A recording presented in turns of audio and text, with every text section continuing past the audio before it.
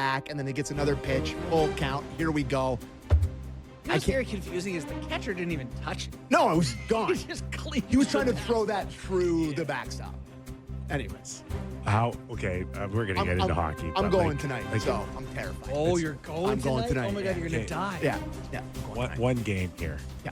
Just, we're up one game. The Toronto Blue Jays have never needed a win like they need a win tonight. Magic number's 4. They're playing 5 more baseball games. The Yankees have baseball games. They're okay, boys. They're okay. Red Sox throwing Garrett Crochet tonight, who is, I think, maybe the favorite for the American League Cy Young. Sewn up. Would you say, Crochet? Pretty good. Jays have Max Scherzer, who gave up 5 runs without getting an out against Kansas City. And the Yankees are throwing Max Fried at the White Sox tonight. So another tough night. So I can't wait, boys. Bet365. We need you. We need to be able to place bets. I hate baseball. In a few minutes, we're going to welcome in the general manager of the Toronto Maple Leafs, Brad Treliving. Sammy, you got all your pent-up questions over the summer ready for him? I just put them on the lineup there for you guys. Yeah. So, yeah. Start of a closer relationship this year. We're going to talk to the Leafs a bit more. I'm excited about this. We got, I don't know. I want to. You think so? I do. I do too. Yeah. I do too. Okay. We shaking a couple hands, greased a few wheels, Kip. Trying to get a couple All people right. on the show. All right. Get your questions ready for Austin and Willie and By the way, this is year 5. Still have never interviewed Austin Matthews in my career. never. No. But we'll get there. We'll get there. Well, in the This is meantime, we year. got the general manager. We do. Brad Even better. Treliving. Let's welcome him into the Real Kipper and Born show. Tree, thanks for doing this. And, you must be real disappointed that the Jays are sucking all the oxygen out of the Toronto Maple Leaf room right about now. I mean, in all seriousness, are you watching from afar a little bit while you guys slowly start the season? Are you okay with that? Oh, yeah. We got to keep the Jays going until January. Right? No, it's been fun. I've been following them. I'm a baseball fan, so got a chance to get down to the ballpark a couple of times over the course of the summer, but it's exciting. It's getting to the exciting part of the year, and so we've got our Jays hats on for sure. Plenty of questions to get into with your hockey club, but I just want to ask you a general question right now, Brad, in terms of, your general manager duties throughout the summer. There must be 85-90% teams right now that aren't overly pleased completely with their hockey club in terms of the visions that they have moving forward. I would put you included. And yet it was such a quiet summer of the lack of trades, or even what I think maybe the lack of communication between teams to move bodies. And do you have a reason for that? Is it a new CBA? Is the cap going up? Or is it just teams not willing to pull the trigger just yet? Like, was it as quiet as I think it was? Yeah, it was, Nick. It was in terms of just the movement. I think there's always communication. There's always lots of activity, not necessarily lots of achievement. And the reason why is a couple theories.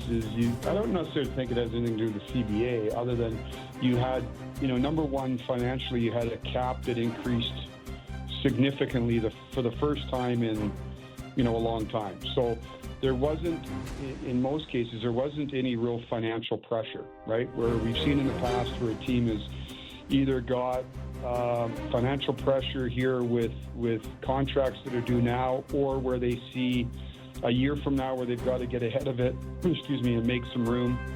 Nobody was looking to there wasn't somebody standing there and saying, I've got to throw 2 bodies over the over the boat here just to get under the cap. So that was number one, and I think we were also in an environment where I think everybody's trying to take a step. People weren't trying to get rid of players; they were looking for players, and teams that are feel that they're in contention status are always looking to get better. Those teams that were, coming through rebuilds or developing teams, they're also looking to take a step. So there just wasn't, up until now, to this stage, there hasn't been an availability of players. You're seeing more and more teams with the increase in cap space now, teams signing their own guys. So there wasn't, even going back to free agency, there wasn't a lot of, there wasn't a whole lot of movement. So I think for that reason, you saw, not as much activity on the trade front. But though, then you get into this time of the year, and everybody's trying to get a little sense of what they've got in house, and see who's, everybody. And you're right, you're always worried about a spot or so on your team, and so those conversations begin to pick up now, and you go from there.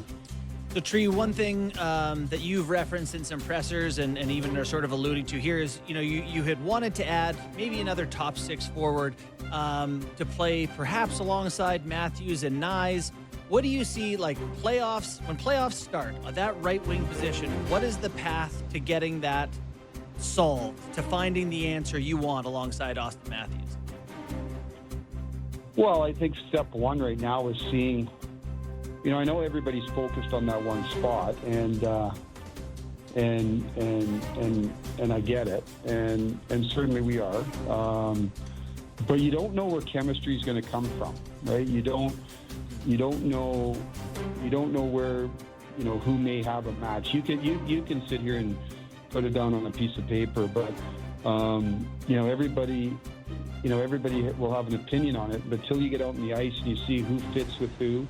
And some of it, too, is sort of the job description, right? We all know what the prototypical top six forward looks like in terms of creating offense and those types of things, but sometimes it needs a little bit of a different ingredient, whether it's defensive player, somebody that can get in on a forecheck and create loose pucks, create space, all those types of things. So I think for us, we're not going to get ahead of ourselves in looking at the playoffs. We're looking at, and it sounds like a motherhood statement, but we're just kind of looking at tomorrow, right? Like that, we got to go through camp here and see if there's chemistry with different guys that we have right now, and so that's the process, right? You practice, you talk. Chief and I'll talk every day. We talk with our staff in here of different ideas. You're looking internally. You look externally. It's easy to say, let's go get a top six forward. Well, who is that? What is the cost?